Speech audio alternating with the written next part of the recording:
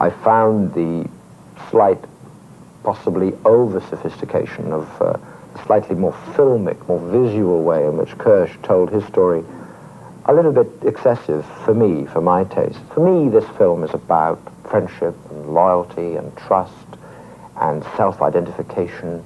But don't take it too seriously. Let's have a laugh about it. But when we're going to cry, let's cry. And when we're going to laugh, let's laugh. And I think that's what I guess I brought to this movie, and I like to think that's why I was asked to direct it.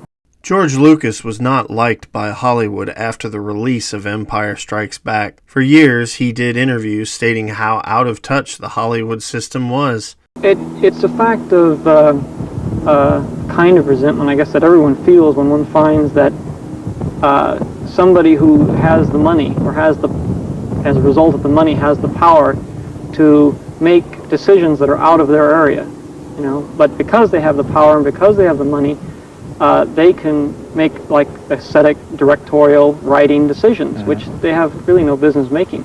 After such statements, he financed his own sequel, Walking the Edge of Ruin, as he broke free of a system that profited off talent and used politics to control films. When Alan Ladd Jr. left Fox because of those political problems, Lucas felt he had no allies in that studio for multiple reasons. When Empire was struggling financially, after going over budget and over schedule, Fox just stood by and offered no help. Rather, the studio waited, hoping it would crash so they could take over the production. Whenever Lucas made licensing agreements on anything from the first film, which Fox technically owned, the studio would drag its feet with agreements or contracts, making the whole process filled with bureaucracy and unnecessary time, which wasted potential profits. Finally, when Empire was released, Fox put little effort in the marketing of the film internationally. Later, analysts would claim that this alone cost Lucasfilm and Fox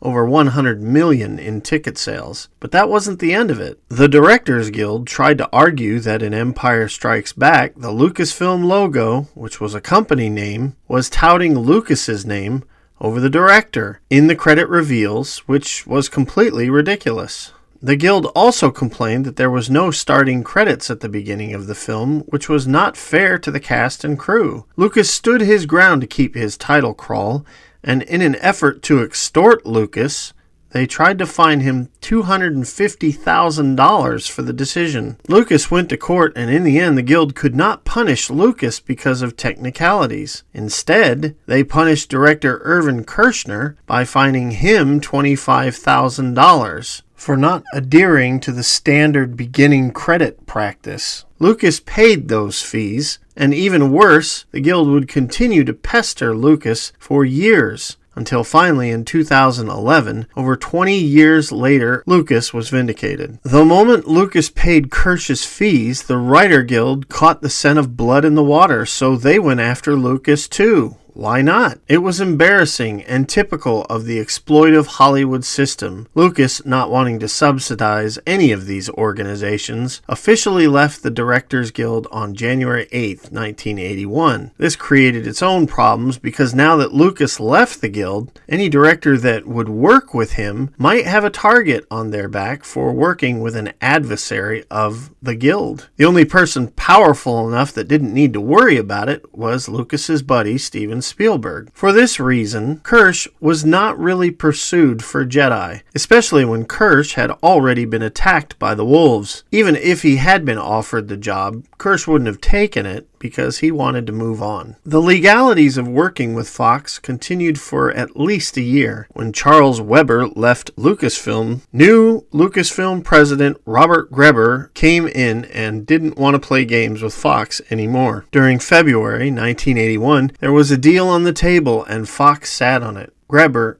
impatient, went to Fox and said, "Are you accepting our distribution deal or not?" And Fox said, "No." Greber's response was, "Well, if that's the case, all negotiations are off. There is no offer.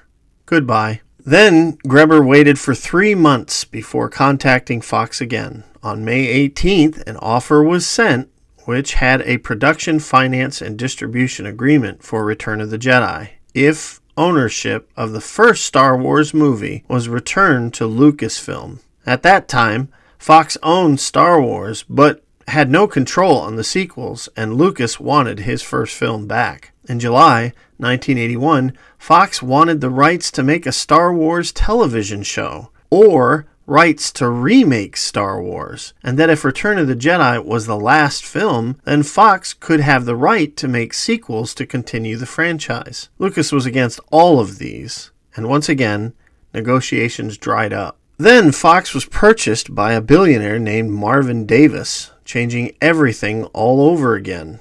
During September 1981, a letter was sent to Fox stating that Lucasfilm would invoke its first refusal right, which meant that if an agreement wasn't made in 30 days between Fox and Lucasfilm, then Lucas would go distribute the film through another studio. Then Fox complained about the TV video holdback, which basically stated that Star Wars sequels could not be distributed on video or be sold to television stations until May 1986. Fox worried that once Return of the Jedi ended, people would let go of Star Wars and forget about it, thus lowering its value by the time May 1986 arrived. They wanted to release it sooner so they could make more money before it was too late. To get things moving, Lucas lowered the holdback date for Star Wars sequels, and after hours of sitting in a meeting with lawyers and heads at Fox, a handshake deal was finally made. On December 4th, 1981, and it was 224 pages of legal jargon. Amidst all these tedious legalities, Lucasfilm moved forward uncertain who would direct and what kind of fallout would befall anyone working on the film. At Lucasfilm, Ralph McQuarrie, Joe Johnston, Nilo Jodis-Ramero, and Stuart Freeborn got to work on concepts for the film like Jabba, monsters, and locales, while Lucas worked on the script. On February 24th, 1981, a rough draft summary was finished. The crawl for the summary states there are 2 Death Stars under construction and that the rebels must move quickly or perish. Then Darth Vader would arrive on Had Abaddon, the capital city of the Empire. He meets up with Grand Moff Jerjerrod, and the two go to a lava chamber where the Emperor waits on a throne. The Emperor tells Vader that Luke must be killed, and Vader states they can turn him, but the Emperor, impatient, chokes Vader. Vader then leaves obediently. Meanwhile, Princess Leia leads a team of rebels infiltrating a moon like Endor, orbiting the capital city planet. We then cut to Luke sending the droids to Jabba's palace when Lando and Chewie arrive. Luke tells Lando and Chewie to follow the droids, and states that he senses Han is out of his carbonite. Their goal is to draw Jabba out of the palace so he can deal with Jabba and his minions, because as long as Jabba is in his palace, he's too well protected. Most of Jabba's palace plays out like the movie without Leia, except that Han is bearded and in a cell when Lando and Chewie are captured. Then Luke arrives, he fights the Rancor, makes Jabba mad, and the crime lord sends them to the pit of Carkoon, where they get free. Then we cut back to Leia and her commando team, who are trying to not only disable the communications for the Death Stars, but their shields as well, so the fleet can attack. To do this, there are 2 huge guns that will knock them out. A nice surprise in this script is that General Veers from Empire Strikes Back returned. He leads a group of Imperials on rocket bikes and walkers, and he discovers Leia's ship. He slaughters many rebels near the craft. Piett reports this to Vader, and the Sith telepathically contacts Luke, stating that the rebel infiltration group is in trouble and that he can help Luke. Then we find Luke on Dagobah, where he learns he has a sister, and it is Leia. Back at the fleet, General Madine tells everyone the situation, and Luke arrives. We then return to Leia, and she realizes that Imperials are disguised as rebels near her ship to trap her and any remaining rebels that they didn't get. Leia escapes by using a rocket bike.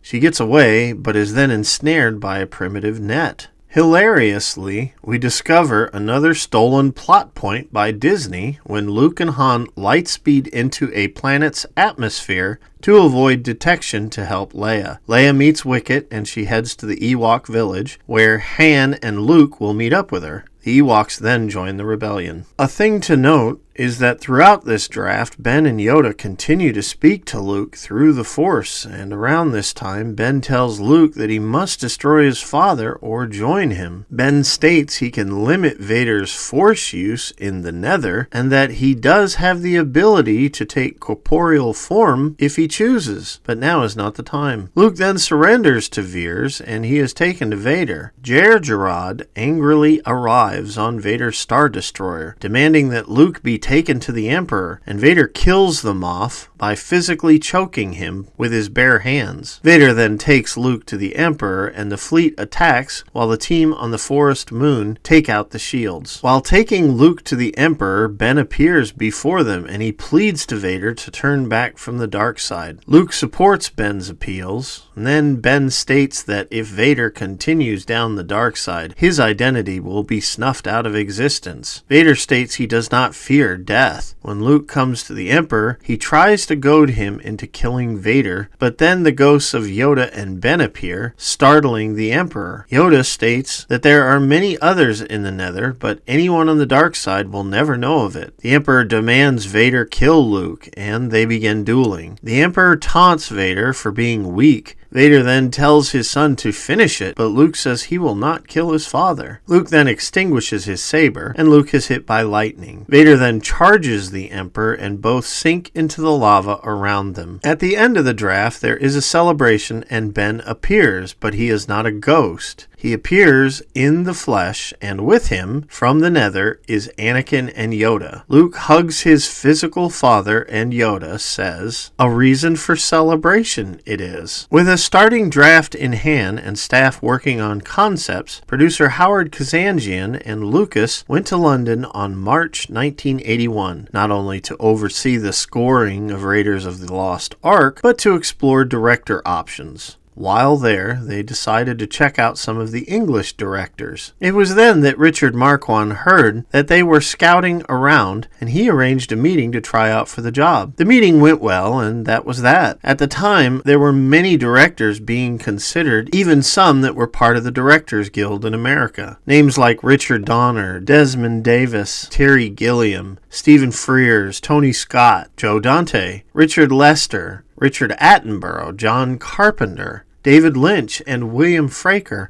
were all thought about. In April, George had whittled the prospects down to a few names and was going to do an extensive interview himself with a few, and Marquand was one of them. Marquand came to Lucas's house and would spend the day with George and his wife. Marcia cooked dinner for them, while Lucas gauged how well they communicated and learned about the director, and how he viewed Star Wars itself. If any director hinted that they saw Star Wars as just a kid's film, it would have been a failed interview, according to George at that time, which was ironic because later he would say, it's hard for people to realize, and I'm not supposed to say this, and I wasn't supposed to say it then, but, it's a film for 12-year-olds. He then took Marquand to ILM to see the current process and discuss the film. Marquand left enthusiastic, but knew he hadn't won the job yet. When he got home, he sat waiting, and out of boredom, Marquand called Irvin Kershner about Lucas and his methodology. Kersh said, "Lucas will leave you alone, more than any producer you've ever worked with." On April 28, 1981, Kazanjian relayed to Lucas that they shouldn't consider any directors tied to the Guild because there's a good chance they could be blacklisted due to politics. This was a plus for Marquand. Lucas also interviewed David Lynch, who remembered that he wasn't that enthusiastic about doing a Star Wars film. Lynch recalled that he had a headache when he met George, and when he saw pictures of Ewoks, his headache got worse. By lunch, they went to a restaurant that only served salad, and Lynch said, "Then I got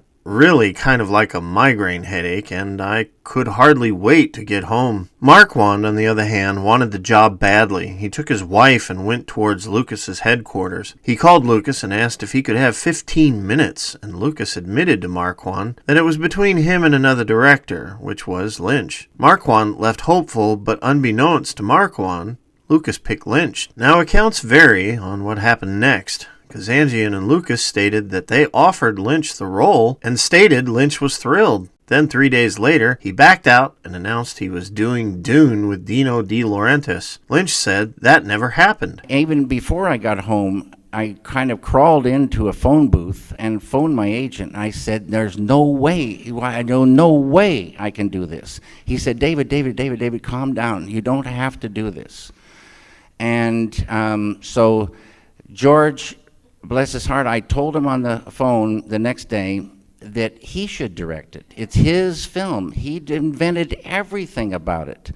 And I had next door to zero interest.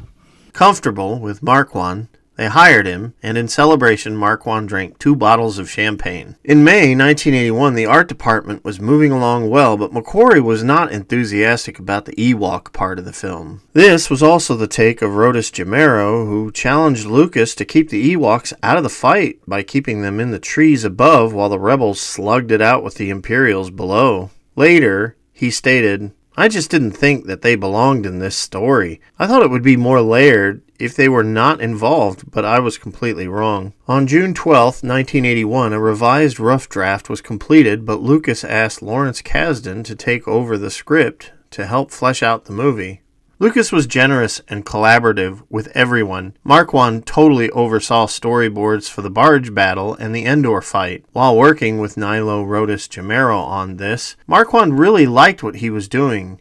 Nilo had drawn many costumes that impressed the director. Richard then asked Lucas, why don't we have Nilo do costume design? To which Lucas said, you're asking me to not use John Molo, who won an Oscar for me. You're asking me to replace John with Nilo, who's never done costumes before. Richard stood his ground and asked George to give him a try. Lucas just looked at Nilo and said, you've got 2 weeks to prove it. And prove it he did. He landed the job as costume designer for the film, thanks to Lucas's openness. The actors were not so lucky with their collaborative attempts, though. Mark Hamill requested that Luke get a girlfriend in the film since Leia was with Han. He also wanted to turn to the dark side, and then turned back at the end of the film. When Harrison Ford signed for the next film, he was a huge star now thanks to not only the Star Wars films, but Raiders of the Lost Ark, and he was a bit upset because in Japan, the poster for Raiders had the director and producer's name on it, but not his. Still, it is famously known that Ford also wanted Han to die, but Lucas denied all of these requests, and I think rightfully so, as the trilogy ended with memorable catharsis. The only person that was partially listened to was Carrie Fisher, who stated that she wanted Leia to be more feminine, as she thought the character was too bitchy in Empire. She even went so far as to say Leia has lost everything, her planet, everyone she knows, Han, and she's been hunted for years, and maybe she's just exhausted. Wants to give up at this point in the third film. Though they didn't go that far, they did make her less combative in comparison to Empire. When all was said and done, both Hamill and Ford were disappointed in the script. Mark thought it was a letdown, while Ford referred to the film as a teddy bear picnic. The most frustrated of the cast was Carrie Fisher. She stated she was too feminized and that she felt like a Barbie doll throughout the film, saying that she loves you and letting her hair down. The thing that killed me about this setup was, okay, you put me in this bathing suit, but then I have to stop talking from here on. Strip me and I'm silent. I am defiant with everyone else. Tarkin, Darth Vader, but this slug really shuts me up. Any defiance I had in the other movies, all gone. On September 14th, 1981, Kasdan turned in his first draft screenplay. The screenplay had a lot of things similar to the final film, except the dialogue was extended or different in many places. One such example is where Ben tells Luke that Owen is his brother. The script had some unique scenes with C-3PO, where Chewbacca would be tortured in front of the droid. Another scene had 3PO trying to translate an argument between Ifant Mon and Reyes, which would be ground zero for a physical altercation between the two monsters. With Kasdan's script in hand, Lucas rewrote the work by changing dialogue and adding a few things. Then he would turn it back to Kasdan to get feedback before it came back to him. Within time, it became the final script we know today. Kasdan would finish his final draft December 1st, 1981. Like they did with Empire, fake scripts were made to contain leaks, and one person in mind was David Prowse, who had leaked a lot of information in Empire and became a security risk. In all scripts given out, Leia being Luke's sister and the death of Darth was omitted. By December, the casting was finishing up. The role of the Emperor was considered for Ben Kingsley, but then Alan Webb got the part. However, Webb got ill, and then Ian McDiarmid got the part. Another interesting candidate was Alan Rickman, who auditioned for Moff Jerjerrod, but he lost to Michael Pennington.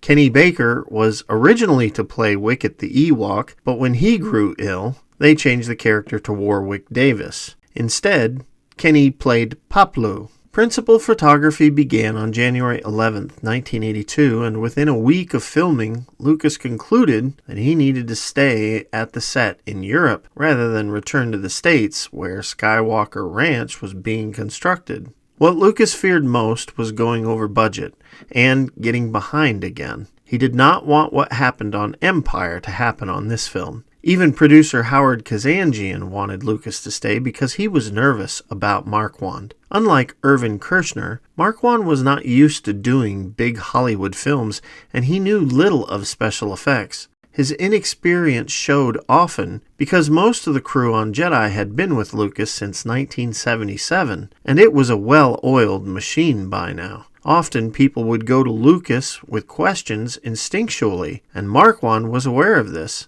I just said, "Look, George, if I am going to do this properly, you've got to give me your time." I mean, he hadn't necessarily planned to be in London at the shoot, but I said, "You've got to be there. I like my producer around, and you're more than the producer. You wrote this goddamn thing, so let's get it right." Within a month, issues were starting to dawn, and there were many different views on Marquand.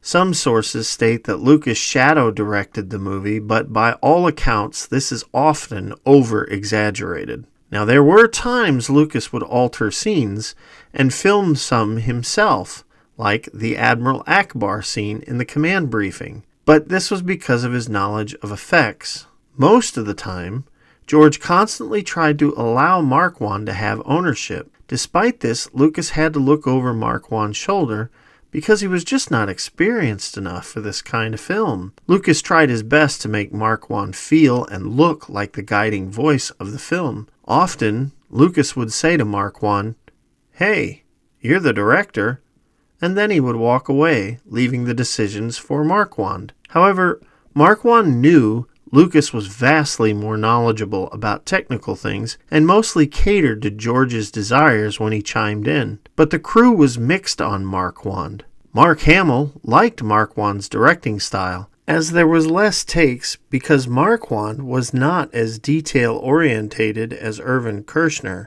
and he didn't like to take his time. Co-producer Robert Watts said, "George came and he never left. Richard couldn't grasp it, and George was concerned, so he never left. I wish Richard had come to me for help.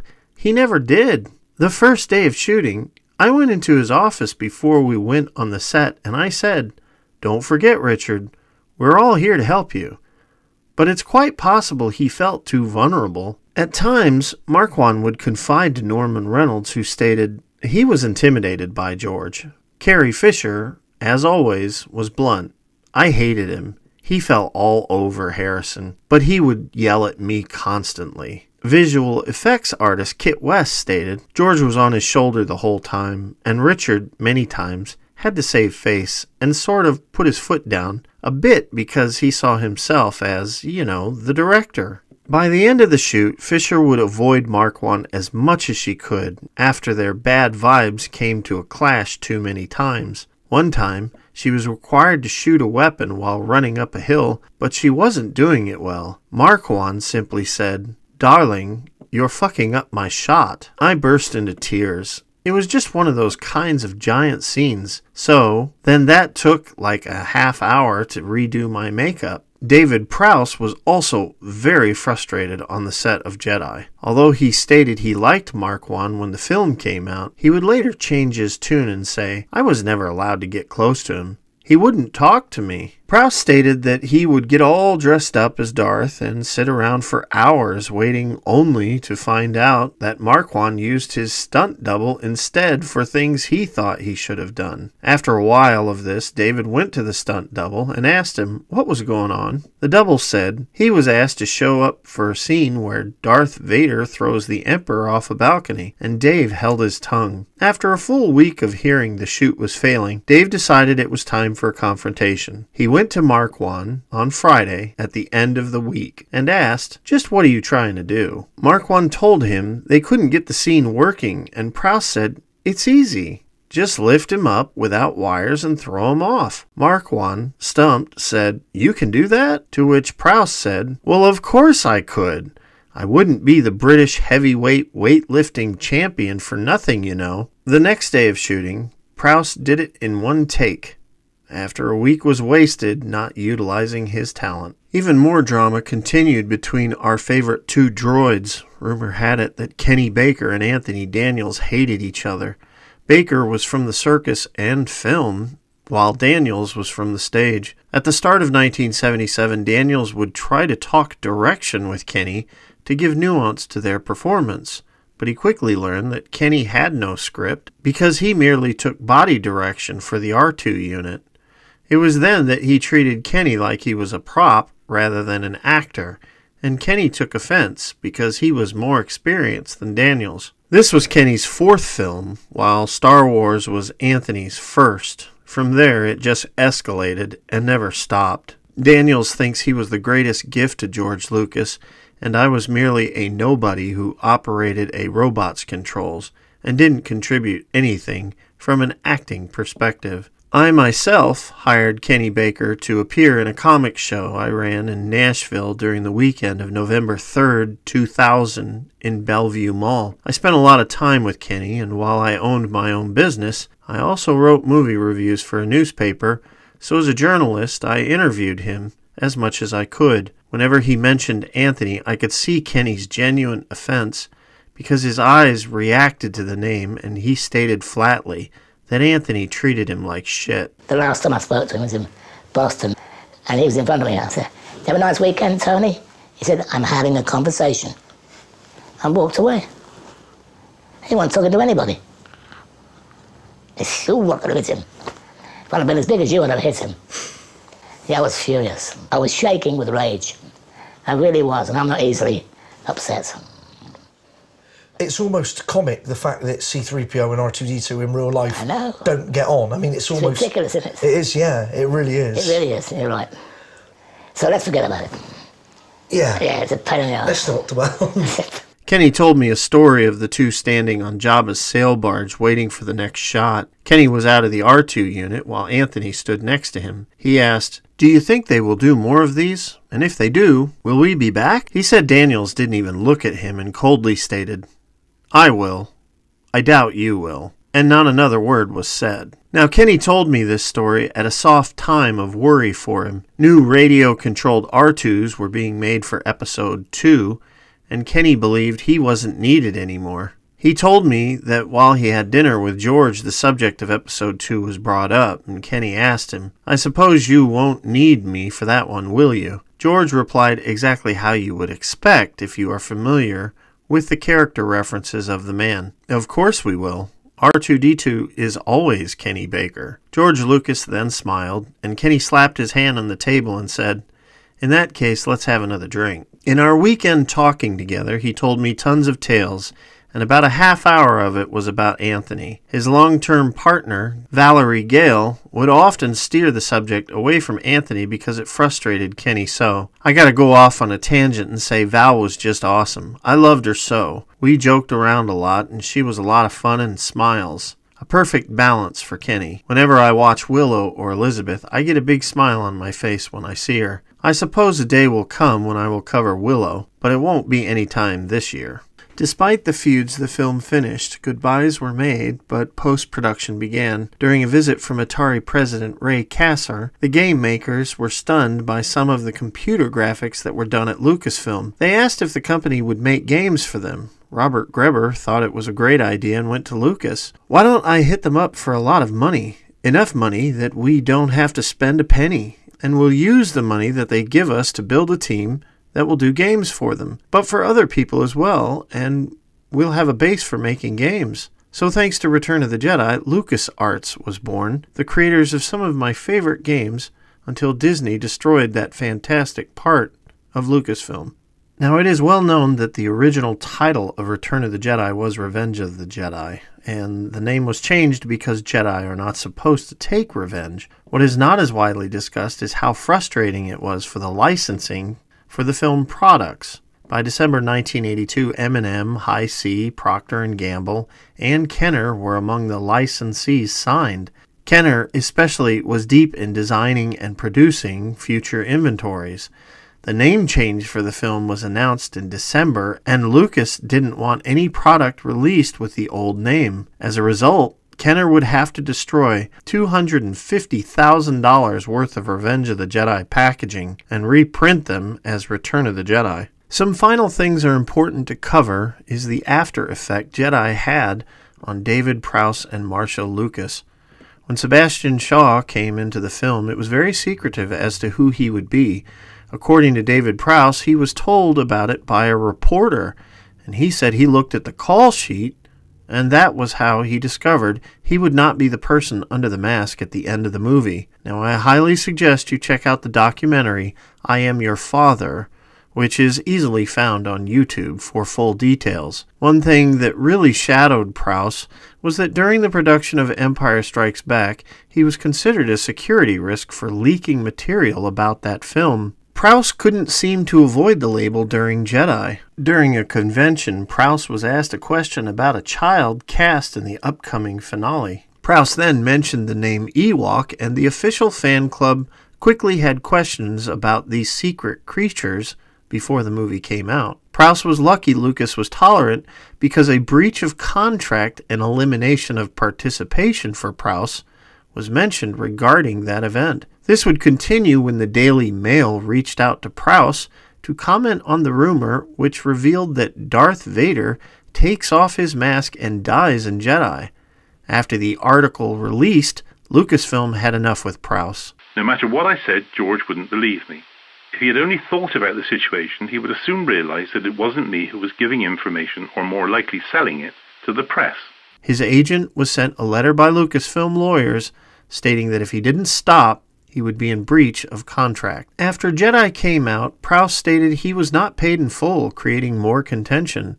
Now, there are some news articles that suggest Lucas hired Sebastian Shaw to punish Prowse because of all this stuff, but that is just poor journalism. Everything I mentioned concerning tensions on Jedi in this video happened after Shaw was cast, so it's simply not true. George wanted Anakin to appear much older than David, and others were involved in that decision as well. Producer Robert Watts stated, "Personally, I didn't want Dave to know what we were doing because he had a tendency sometimes to talk to the press, which wasn't okay for this particular revelation." Unfortunately, Prowse and Lucasfilm would never recover. Prowse remained very vocal about many of his negative experiences with his treatment, and in 2010, Lucas banned Prowse from official Star Wars events forever. Prowse had this to say about the banning.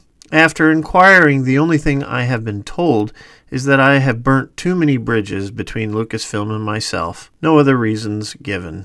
The tragedy of this is that in 2015, the writer of the Daily Mail that implicated Prowse as the leak for Darth Vader's death cleared him. The author of the article was Paul Donovan, and he stated the leaker was a technician or an extra. His editor ordered him to get with Prowse to give a confirmation or denial to the story that they would run. Prowse said he didn't know anything about it, but since Prowse's name was in the article, he got the full blame from Lucasfilm due to his past reputation of leaking things. If it is true that George Lucas or his colleagues have penalised Dave Prowse for a leak for which he was not responsible, that clearly is an injustice, and if Lucas has done that, then he should apologise. Because Dave Prowse never told us anything. David Prowse would die, never being vindicated by Lucasfilm. It's a sad way for the whole thing for me to end, and I'm still, and to this day, I'm still suffering from the wrath of Lucas over that, whatever was happening on episode 3. It was during the post-production process that George was struggling with another person, and it was way more personal. He received a request for divorce from his wife, Marcia, and Lucas stated, "I was destroyed because I had no idea. It just came out of the blue." Unfortunately, this quote from The Making of Return of the Jedi by J.W. Rinzler is not entirely true, because in 1982, Marcia asked for a divorce, and the two agreed that they would do so after the release of Return of the Jedi in 1983. Marcia was frustrated with Lucas's workaholic nature, and she began an affair with a stained glass artist named Tom Rodriguez, whom she married in 1983. When Marcia divorced Lucas, she gave up all rights to Lucasfilm and was given a $50 million settlement. Now, many familiar with Marcia Lucas state that she has been systematically erased from Star Wars by Lucas as time went on.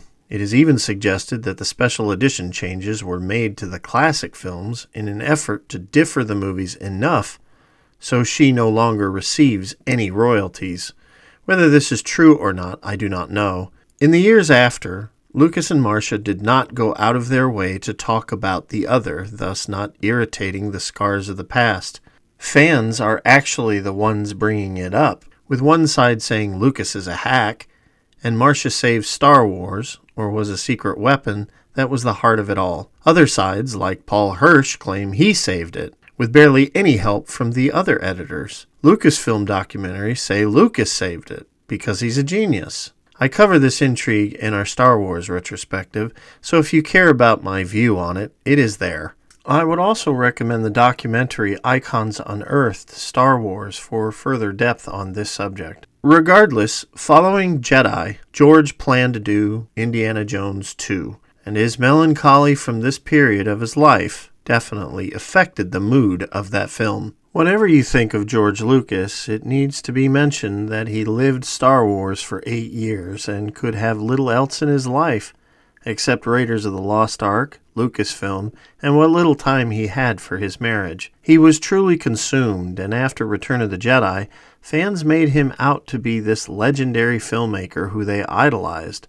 By the 90s, he was revered and on a pedestal, and I remember this as I grew up as a teen in the years when Star Wars was considered over. We all talked about him as this mythical person, and then we became adults and lived as our lives called us to. But in 1995, Star Wars seemed to bud again. The Zahn trilogy was released in 93, and merchandise was now flowing everywhere, and not only kids were grabbing the stuff, but us young adults as well. I tell you all this because Lucas had an image, and the truth is the guy is just like the rest of us, with mistakes, faults, abilities, and gifts. People judge Lucas all over the internet, whether good or bad, citing the exclusion of Marcia Lucas, David Prowse, and Gary Kurtz as proof that he holds grudges and is a hack who is trying to get all the credit. Others say what they did in the 90s, that he is a maverick visionary. This is something for you to decide, because our opinion would just be another among many. The full information is at your fingertips if you are watching this video. Just look up more and dive into the rabbit hole of viewpoints. With that said, we will end another video so you can do just that. Our next video covers the film itself, and we hope you don't get a migraine thinking about Ewoks like David Lynch while you wait. Jeepers, what is it, Augie Ben Doggy? Did you feel a great disturbance in the Force? As if millions of voices cried out in terror and were suddenly silenced? No, just a little headache. We also wanted to take a moment to shout out Christopher Moonlight Productions, which is a YouTube channel that is nearing 1,000 subs. Since we want to help folks out here, give the channel a look. And if you like it, assist him by subbing and browsing some of his material. If you like what you see here, click like and subscribe. Help the channel.